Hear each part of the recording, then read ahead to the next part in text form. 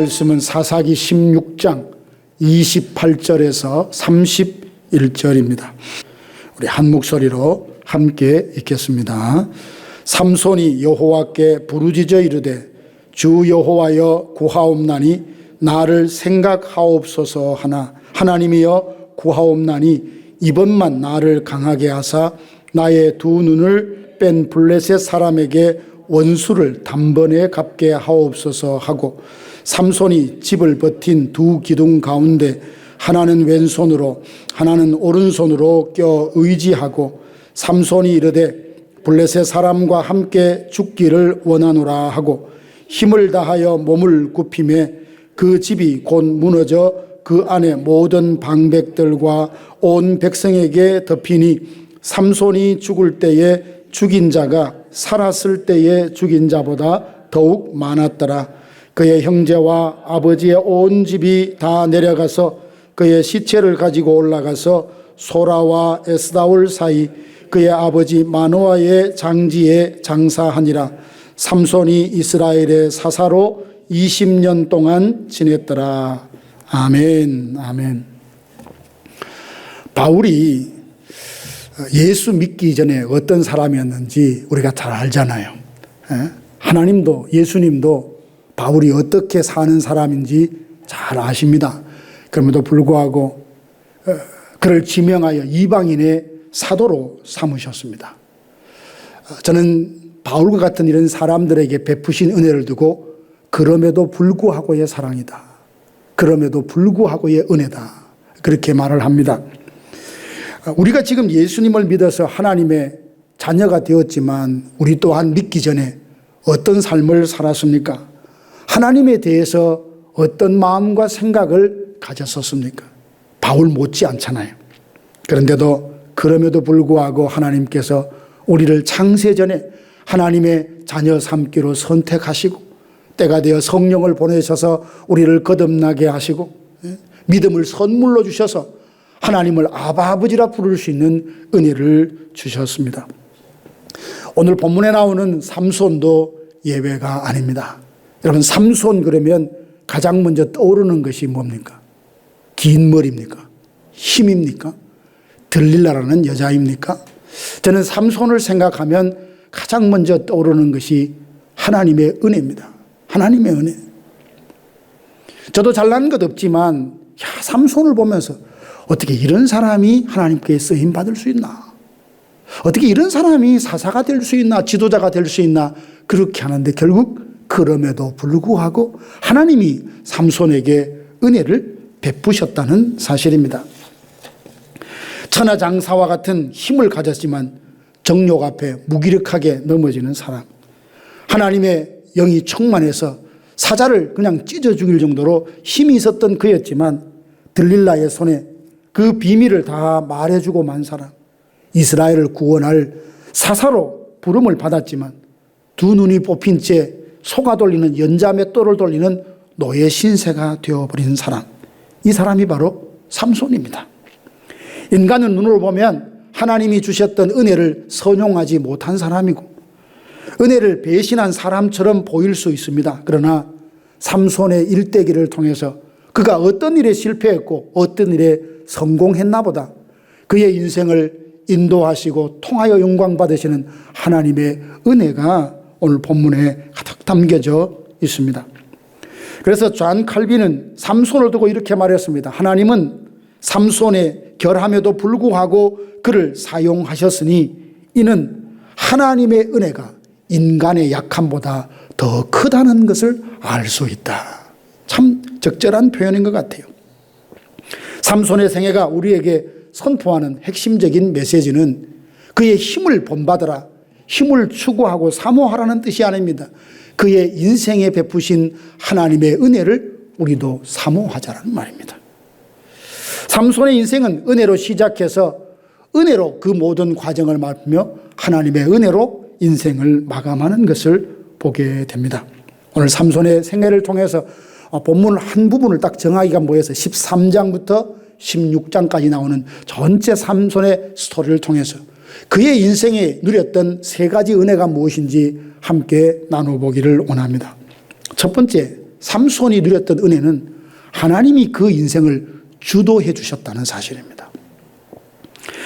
사사기 13장 25절 보면 여호와의 영이 그를 움직이기 시작했다 이렇게 돼 있어요. 하나님의 성령이 그를 움직이기 시작했다. 하나님이 주권적으로 그를 선택하시고 그에게 임하여 주셨습니다. 여기 움직이기 시작했다 이 말을 언어로 찾아보니까 마치 북을 치듯이 우리 심장이 뛰듯이 끊임없이 계속 감동을 주고 감화를 시키고 자극을 주고 도전을 주고 끊임없이 성령이 그 안에서 역사했다는 바로 그런 표현이었습니다. 이를 두고 유효은총이라고 합니다. 뭔 말인가 하면 하나님은 우리가 알아서 하나님을 찾아가고 하나님을 섬길 수 있도록 하시는 것이 아니고 그때까지 가만히 지켜만 보시는 분이 아니십니다. 하나님은 우리의 변화에 우리를 통하여서 하나님의 뜻을 이룸에 있어서 굉장히 능동적이고 적극적이십니다. 그래서 그 인생을 지명하시고 부르셔서 하나님이 주권적으로 그를 인도해 가십니다. 성령을 통해서 우리 안에서 역사하셔서 우리로 하여금 반응하도록 은혜를 끊임없이 베푸시는 겁니다. 우리가 알아서 하나님을 찾아올 때까지, 우리가 알아서 하나님 앞에 회개하고 항복할 때까지, 우리가 알아서 척척척 섬기는 그 순간까지 하나님은 뒷짐지고 언제 그렇게 되나 보자 하고 기다리시는 분이 아니십니다. 성령을 그 속에 보내셔서 굳은 마음을 제하여 부드러운 마음을 맛부시고 돌과 같은 마음을 제하여 일치된 심령을 주셔서 주의 말씀대로 살아낼 수 있도록 그 마음에 계속 북을 치듯 도전을 주고 은혜를 베풀고 말씀하시고 위로하시고 도전하시고 비전을 보여주셔서 그렇게 살아내도록 주도적으로 이끌어 가신다는 말입니다. 이것이 삼손에게만 주어진 은혜일까요? 그렇지 않습니다. 오늘 저와 여러분에게도 하나님의 이 놀라운 은혜가 있다고 저는 분명히 확신합니다. 삼손은 태어날 때 그 부모가 아주 노산이라서 오랫동안 아이를 갖지 못하다가 이제 임신을 하게 되었는데 하나님의 사자가 찾아와서 말을 합니다. 아들을 낳을 것이다. 그는 나실인이다. 하나님으로부터 태어날 때부터 하나님께로부터 구별된 인생을 살 것이다 라고 말씀해 주시죠. 그런데도 이 삼손의 삶은 어떻습니까? 좀 자라서 자기 눈에 보기에 좋다고 불센 여인과 결혼을 하겠다고. 그 부모가 너는 나실인이다. 왜 하필 이방인이냐며 아무리 설명해도 극구 자기의 고집대로 하지 않습니까? 그런가 하면 죽은 사자의 몸에 있는 그 꿀을 찍어서 스스로 부정하게 되는 이런 일들을 서슴지 않고 행하는 모습을 보게 됩니다. 20년 동안 사사로서 활동했는데 그 활동에 대해서 한마디로 어떻게 평가하냐. 히브리서 11장에 보면 그를 믿음의 인물의 반열에 그 이름을 올립니다. 삼손의 인생은 결국 그의 손에 맡기지 않으시고 하나님이 그를 주목하시고 주관하셔서 주의 뜻을 이루는 데 사용하셨다는 사실입니다. 혹시 이런 생각 한번 해보신 적이 있습니까? 내가 좀 더 괜찮은 사람이라면 하나님을 위해서 더 큰 일을 할 수 있었을 텐데, 내가 젊을 때 하나님을 좀 제대로 알았더라면, 믿었더라면 더 많은 일을 할 수 있었을 텐데, 우리 생각에는 이렇게 생각하는 마음 근제는 뭐가 있냐 하니, 좀 젊다면, 지금보다 능력이 더 많다면 하나님을 더 잘 섬길 수 있지 않을까라는 생각이 그 기초 가운데 있습니다. 물론 그럴 수 있습니다. 하지만 삼손의 이야기를 통해서 보여주는 것은 은혜가 임할 때 그 인생이 멋지게 쓰임받을 수 있음을 우리에게 말씀하고 있습니다. 예수님도 말씀하셨죠. 아버지께서 이끌지 아니하시면 아무도 내게 올 수 없다고. 오늘 밤도 어찌 보면 여러분이 이 자리에 온 것은 스스로 선택해서 운전해서 이게 온 것 같지만 성령이 여러분 마음에 감동을 주신 거예요. 내가 기도 안 하면 누가 기도해? 나라도 기도해야지. 라든지 내가 그 교회 가서 섬겨야 온 교회가 뜨겁게 기도할 수 있지. 이런 마음들을 내 안에서 스스로 일어나는 것이 아니라 성령이 우리를 이 자리에 오게 하셔서 기도하게 하시고 섬길 수 있도록 하기 위해서 그 마음에 감동 감화를 주셨고 그 감동 감화에 아멘하고 행동으로 순종했기 때문에 우리가 이 자리에 있는 겁니다. 에베소서에 보면 성령이 우리 가운데 감동하고 감화하실 때에 성령의 그 생각을, 성령의 역사를 소멸시키지 말라고 했습니다.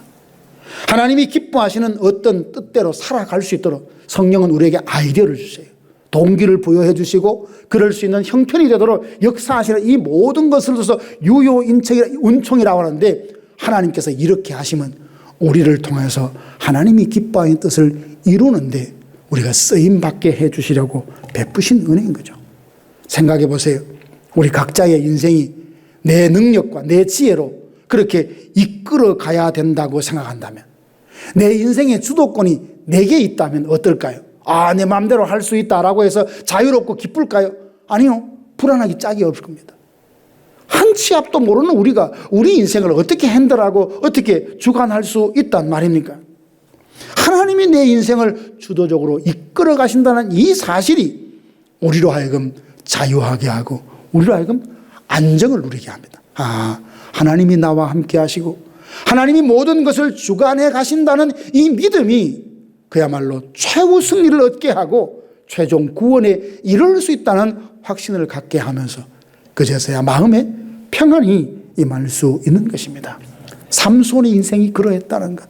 삼손처럼 오늘 우리도 하나님이 우리의 주가 되셔서 우리 인생을 주도해 가셔서 최후 승리를 얻을 때까지, 최종 완전한 구원에 이를 때까지 우리를 놓지 않으시고 우리와 함께 하신다는 이 사실을 확고히 믿는 그 믿음 위에 설 수 있기를 바랍니다. 두 번째, 삼손이 누렸던 은혜는 때마다 시마다 하나님이 돌봐주셨던 은혜입니다. 삼손은 흔들렸습니다. 삼손은 자기가 나실이라는 그 책임이나 역할에서 벗어나서 스스로를 부정케 하는 잘못된 선택을 할 때도 있었지만, 그럼에도 불구하고 하나님의 눈길은 그 삼손에서 한 번도 떼지 않았습니다. 하나님은 먼저 찾아오실 뿐만 아니라 삼손의 삶 전체를 동행하시며 돌보셨습니다. 그래서 그 표현이 어디냐면 여호와의 영이 삼손에게 힘있게 내렸다, 이런 표현들이 반복해서 나와요. 14장 6절, 14장 19절, 15장 14절에 보면 하나님의 영이 강하게 삼손에게 임해서 삼손이 그래서 블레셋과 싸워서 나귀 턱뼈 하나로 수천 명을 죽일 수 있었다고 합니다. 그에게 힘도 있었지만 그 힘은 하나님이 은혜 베푸시고 성령이 그 안에 역사할 때만 나타나는 거죠. 사사기 15장 18절 19절 보니까 삼손이 목이 말라서 하나님께 부르짖습니다.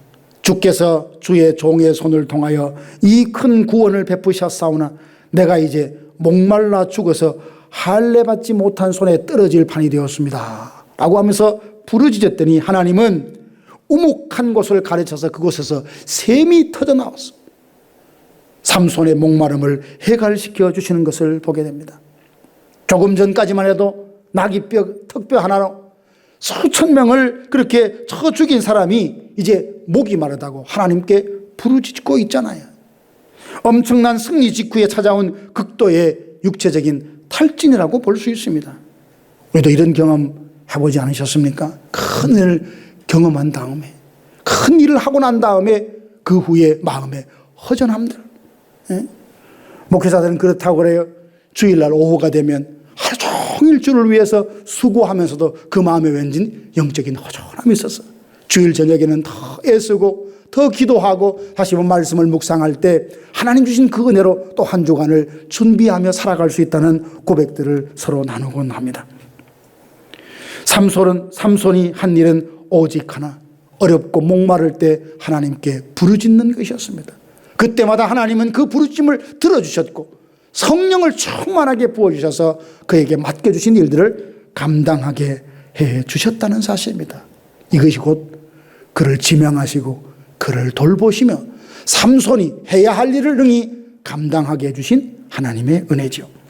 개혁신학자 R.C. 스프로울은 이런 말을 했습니다.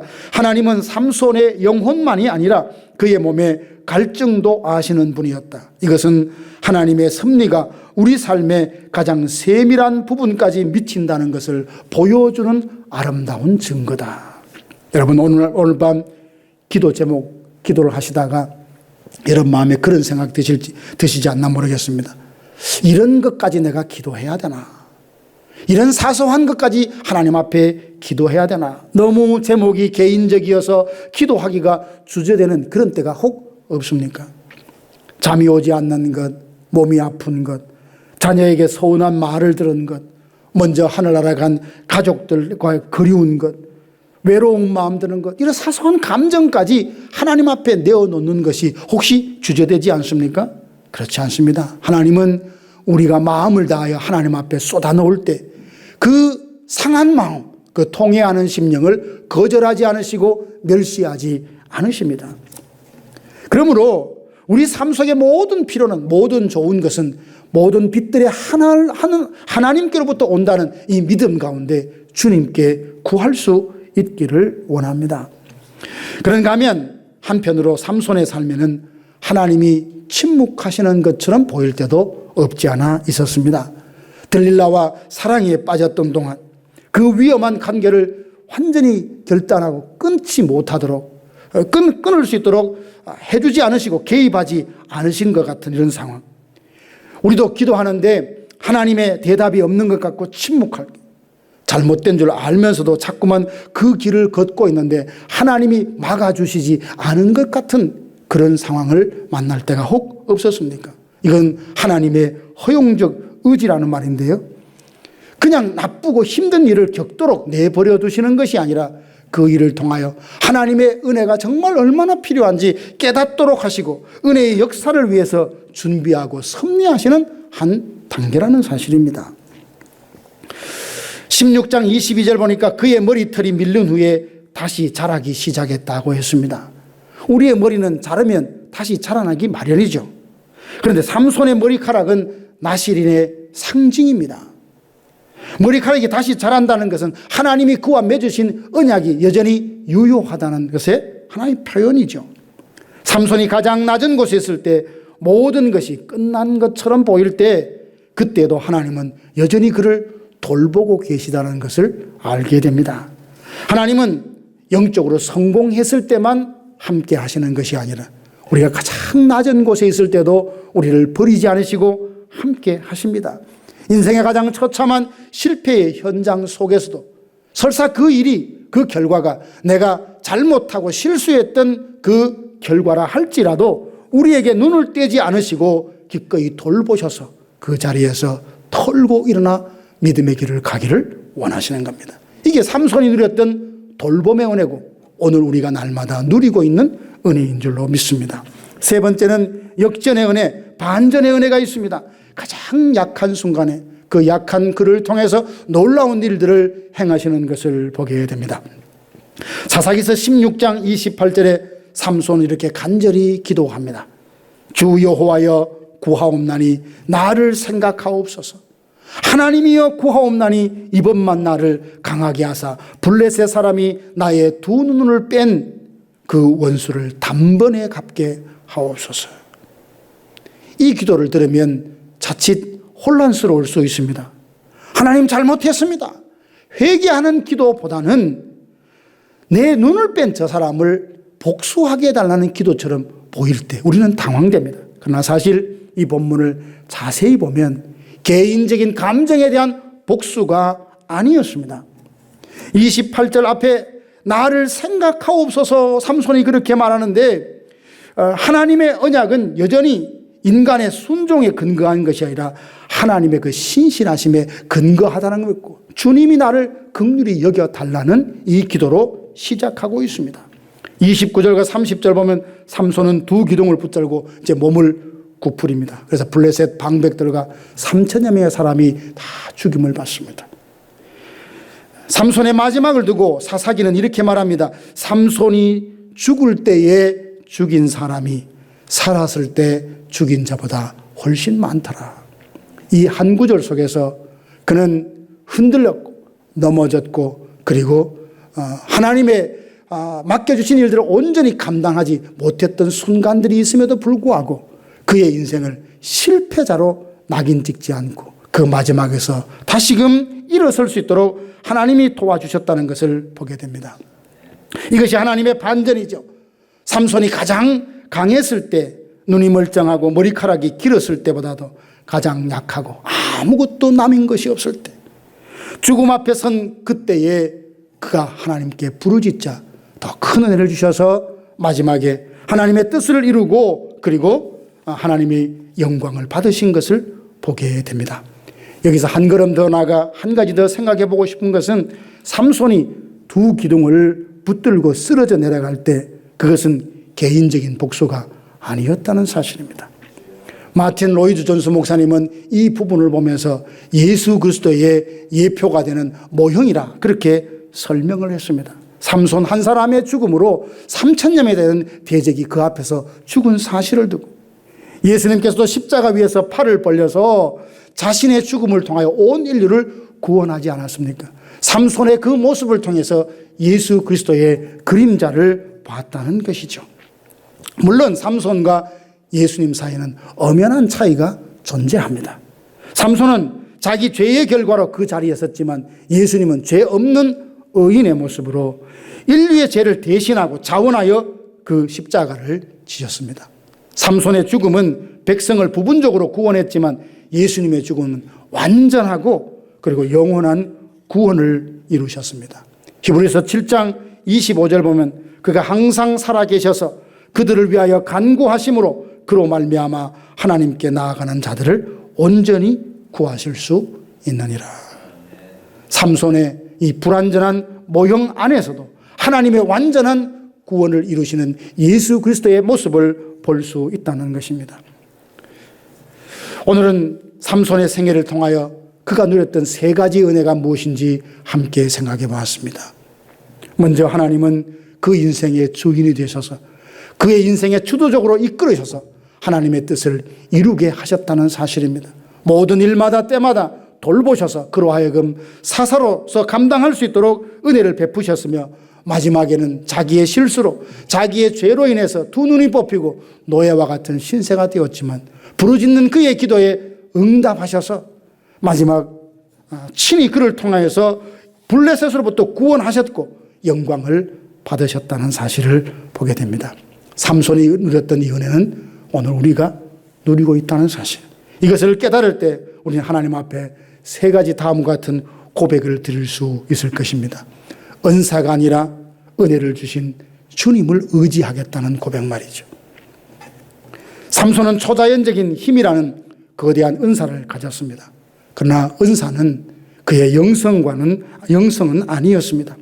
하나님이 주신 재능 그리고 경험, 직분 이런 것들 능력이 있습니다. 그러나 이것이 은사가 오히려 자기를 교만하게도 할 수 있다는 사실을 늘 생각하고 우리는 은사보다는 더 풍성한 은혜 주신 그 하나님을 더욱더 의지하겠다는 이 고백과 다짐을 할 수 있어야 될 줄 압니다. 두 번째는 매 순간 성령의 도움 없이는 내 힘으로는 이 세상을 살아갈 수 없다는 사실입니다. 누가 삼손보다 더 큰 힘을, 강한 힘을 가질 수 있다고 하겠습니까? 그러나 삼손은 그 강한 힘으로 세상의 유혹을 이기지 못했습니다. 저와 여러분도 경험, 지식, 알량한 어떤 것을 의지하지 말고 성령을 끝까지 의지하겠다는 다짐과 고백이 우리 가운데 있어야 할 줄 압니다. 그리고 세 번째는 나의 남은 생애가 그리스도의 향기가 되기를 원하는 예수 그리스도 그분을 드러내는 삶이 되기를 소망하는 이런 고백들이 우리 가운데 있어야 할 줄 압니다. 우리는 구원받은 자들에게나 망하는 자들에게나 하나님 앞에서 그리스도의 향기라고 했습니다. 우리가 남은 모든 날 내 말과 행동, 선택과 결정을 통해서 예수 그리스도가 어떤 분인지 드러난다면 가장 영광스럽고 존귀한 생을 살았다 할 수 있을 것입니다. 나는 너무 많이 실패해서 하나님이 쓰실 수 없을 것이다 라고 생각하는 분이 계십니까? 이제 남은 것은 아무것도 없다라고 느끼시는 분이 계십니까?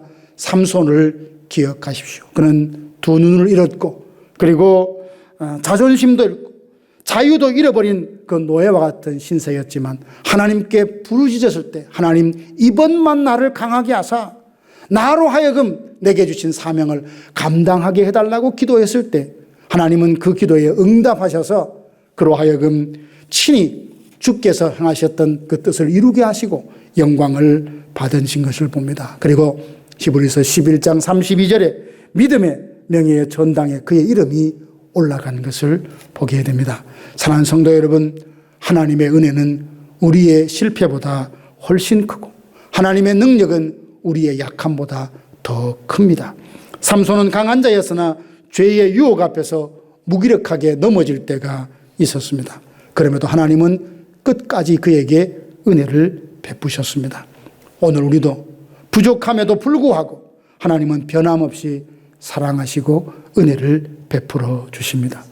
그 은혜를 힘입어서 믿음으로 고백합시다. 하나님, 나의 하나님은 결코 나를 포기하지 않으실 것이다. 주님의 은혜는 내 실패보다 크다. 주님은 나의 가장 낮은 곳에서도 가장 연약한 모습을 통해서도 가장 위대한 일을 해내실 수 있는 분이다.